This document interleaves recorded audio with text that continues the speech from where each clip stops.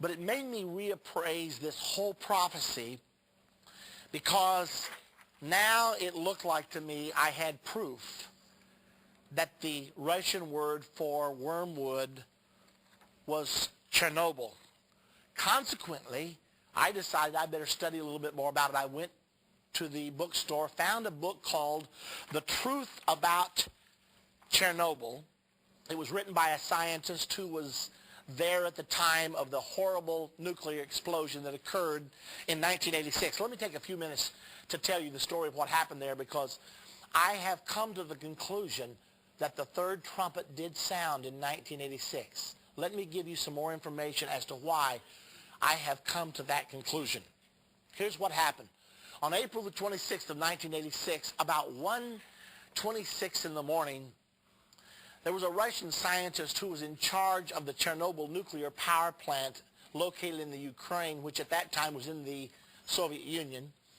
He decided to conduct some experiments. He foolishly disengaged some of the safety equipment on this nuclear power plant and gave the order to lower the rods that into the core of the reactor that start the nuclear reaction, which of course was normally designed to produce electrical power.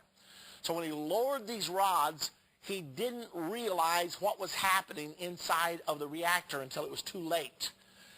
He finally saw the heat gauges and saw that it was way too hot in there, so he, in panic, ordered them to raise the rods back up. However, when they did, or when they attempted to, the rods wouldn't come back up because the heat had warped them and they couldn't get them back up. They had a full nuclear meltdown on their hands. The first explosion hit within 35 seconds. It hit with such a force that it blew the 2-million-pound lid off of the reactor. It went into the air and it came down cocked, leaving the atmosphere exposed to a full nuclear fire for the next 3 weeks. Ultimately, there was more nuclear radiation released at Chernobyl. There was 10 times as much as was released at the bombing of Hiroshima in World War II. Now, that's not the end of the story. The second explosion hit just a few seconds after the first explosion, and of course by now the roof of the reactor was totally gone. Some of the workers that were there, not knowing what had transpired, ran down, pulled open a door to see if they could see the problem, and found themselves staring full face into a nuclear fire. The heat was so intense they slammed the door back, turned trying to get relief from this horrible heat, so they fell on the floor where it was the coolest. In the meantime, because the roof was now gone, the heat started to dissipate enough so that this man and his partner could make their way 1 block down to the medical station. Before this worker could get down to the medical station, his skin was already hanging in ribbons from his arms. Both he and his co-worker died within a few weeks of that particular time. Now, in the meantime, the fire trucks came, and these firemen were fighting a nuclear fire, and many of them did not realize they were fighting a nuclear fire. They were, in fact, signing their own death warrant just by being there.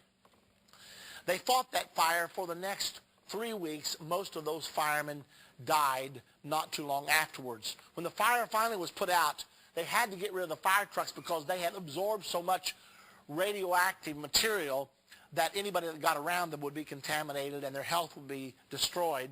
So they brought bulldozers in to bury these fire trucks. And just in the act of burying the fire trucks, the bulldozers absorbed so much radiation, they had to bring other bulldozers to bury the bulldozers.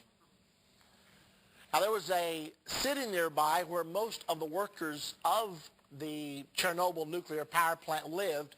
It was a city called Pripyat. Housing is very inexpensive in Pripyat today. As a matter of fact, you can have the finest house in Pripyat free. No one lives there. No one can live there. The radiation was so powerful in that area that it actually created a no man's land about the size of the state of Massachusetts.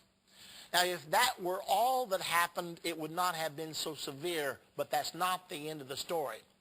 When the explosion occurred, it blasted radioactive material 1 mile into the sky. The wind caught it and carried it into Sweden, into northern Italy, into Germany, into Great Britain, and finally, even in a diluted form, to the east coast of the United States of America. People living in the area, the immediate area of Chernobyl, the thyroid cancer rate went up 248 times. Now, to add to the problems created by Chernobyl, it began to rain incessantly at this particular time. I don't know whether they know if the rain was caused by the explosion and by the radioactive material or whether it was an act of God. We don't know that. Nevertheless, it rained incessantly for the next 5 days. Everywhere it rained, it brought the radioactivity out of the clouds and down into the soil, and it created huge areas that they call brownouts because no vegetation will live there now. Not only, though, did it cause these brownouts, even that would not have been nearly so deadly, but the most deadly thing about this was that it rained so hard that the water flowed into the rivers, and then those rivers, those deadly rivers, wound their way down through Europe. Now, I'd like for you to remember the scripture in the prophecy. It said many men died because of the waters. And as those waters flowed through Europe, anyone who drank of those waters absorbed the nuclide, cesium-137, into their body. And cesium-137 has a half-life of 30 years. It will go into your bone marrow, and it can lay there 30 years before it causes cancer.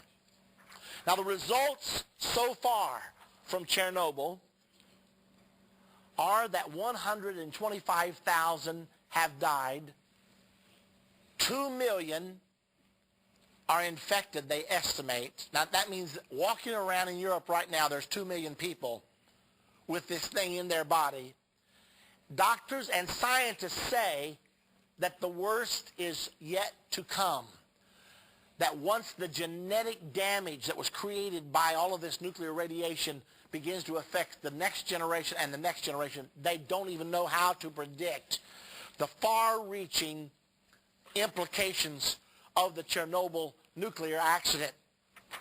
The last thing that happened to me when I was dealing with Chernobyl, by now, after I read all these things, I came to the conclusion that the third trumpet did sound in 1986. Now, this is real revolutionary because I had been taught all my life that the trumpets happened during the Great Tribulation.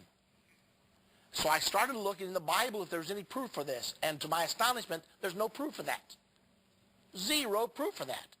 Now, earlier, I had learned that the 4 horsemen of the apocalypse, the white horse, the red horse, the black horse, and the pale horse, I learned the identity of those horses, and I don't have time to go into that tonight.